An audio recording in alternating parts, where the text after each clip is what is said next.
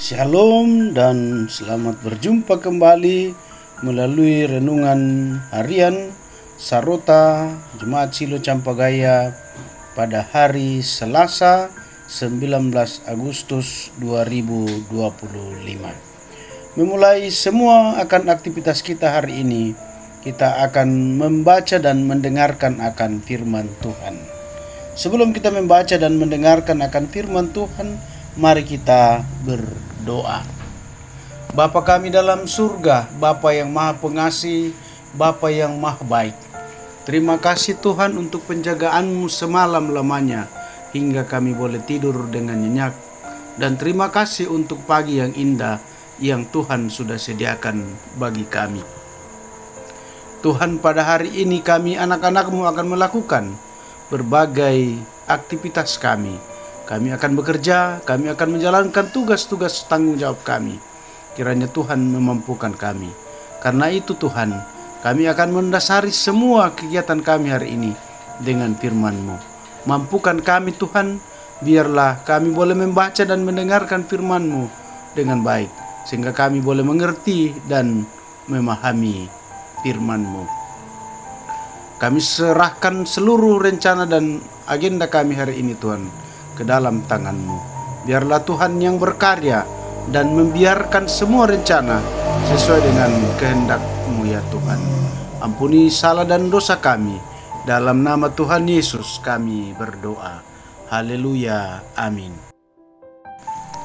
Firman Tuhan hari ini kita akan baca dari Kisah Para Rasul pasal 7 ayat 44 sampai dengan 53.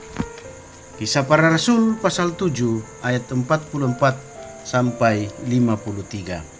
Firman Tuhan berbunyi demikian. Kemah kesaksian ada pada nenek moyang kita di padang gurun, seperti yang diperintahkan Allah kepada Musa untuk membuatnya menurut contoh yang telah dilihatnya. Kemah itu yang diterima nenek moyang kita dan yang dengan pimpinan Yosua dibawa masuk ke tanah ini, yaitu waktu tanah ini direbut dari bangsa-bangsa lain yang dihalau Allah dari depan nenek moyang kita. Demikianlah sampai kepada zaman Daud. Daud telah mendapat kasih karunia di hadapan Allah, dan ia memohon supaya ia diperkenankan untuk mendirikan suatu tempat kediaman bagi Allah Yakub. Tetapi Salomolah yang mendirikan sebuah rumah untuk Allah. Tetapi yang Maha Tinggi tidak diam di dalam apa yang dibuat oleh tangan manusia, seperti yang dikatakan oleh Nabi. Langit adalah tahtaku dan bumi adalah tumpuan kakiku. Rumah apakah yang akan kamu dirikan bagiku? Demikian firman Tuhan. Tempat apakah yang akan menjadi perhentianku? Bukankah tanganku sendiri yang membuat semuanya ini? Hai orang-orang yang keras kepala dan yang tidak bersunat hati dan telinga, kamu selalu menentang Roh Kudus sama seperti nenek moyangmu. Demikian juga kamu. Siapakah dari nabi-nabi yang tidak dianiaya oleh nenek moyangmu? Bahkan mereka membunuh orang-orang yang lebih dahulu memberitakan tentang kedatangan orang benar, yang sekarang telah kamu khianati dan kamu bunuh. Kamu telah menerima hukum Taurat yang disampaikan oleh malaikat-malaikat, akan tetapi kamu telah menurutinya. Demikian firman Tuhan. Berbahagialah kita yang mendengarkan firman ini, dan lebih berbahagia kalau kita mau melakukan dalam setiap langkah hidup kita. Kita akan merenungkan firman ini dengan satu tema, seperti nenek moyangmu. Susi nenek to dolomi. Saudara-saudara yang kekasih dalam Tuhan, mahkota orang-orang tua adalah anak cucu, dan kehormatan anak-anak ialah orang tua mereka. Amsal 17 ayat 6. Ungkapan Amsal ini mengisyaratkan dengan jelas bahwa bagaimana anak dan bagaimana orang tua saling memberi dampak. Anak-anak yang baik hidupnya akan menjadi kebanggaan bagi orang tua. Demikian pula sebaliknya, orang tua yang hidupnya baik dan benar memberi rasa bangga dalam diri anak-anaknya. Saudara-saudara yang kekasih dalam Tuhan, Stefanus mengkritik orang-orang Yahudi yang dianggapnya keras kepala, keras hati dan selalu menentang Roh Kudus, sama seperti nenek moyang mereka. Kritik Stefanus bukan tanpa alasan. Ia merunut apa yang telah dilakukan nenek moyang mereka pada masa lalu yang tidak taat kepada Allah, melainkan menyembah Molok, Refan dan patung-patung buatan tangan sendiri.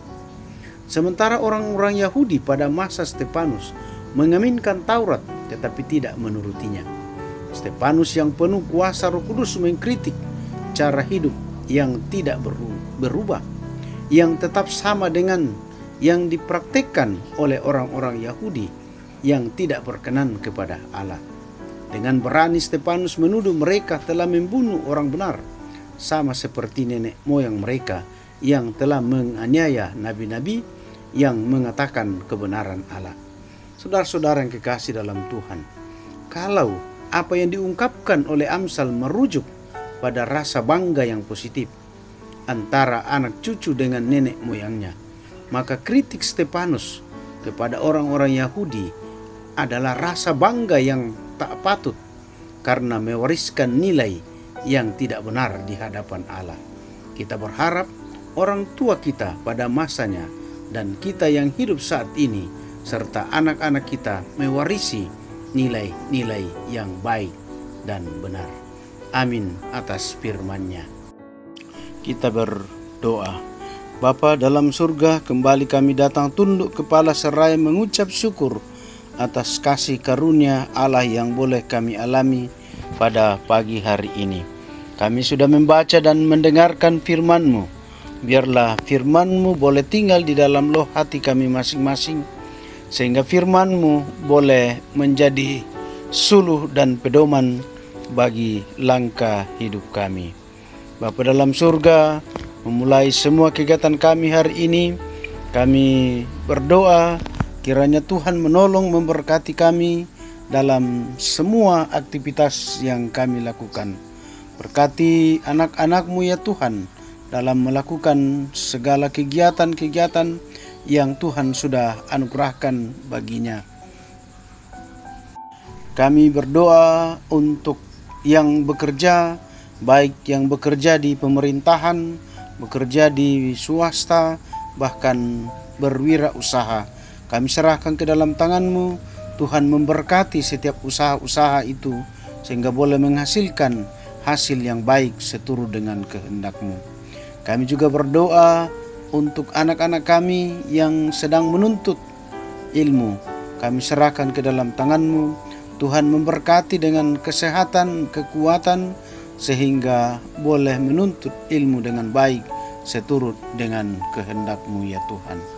Kami juga berdoa untuk saudara-saudara kami yang bergumul dengan penyakit atau kesakitan. Kami minta Tuhan Engkau memberi kesembuhan bagi mereka sehingga boleh sehat kembali seturut dengan kehendak-Mu.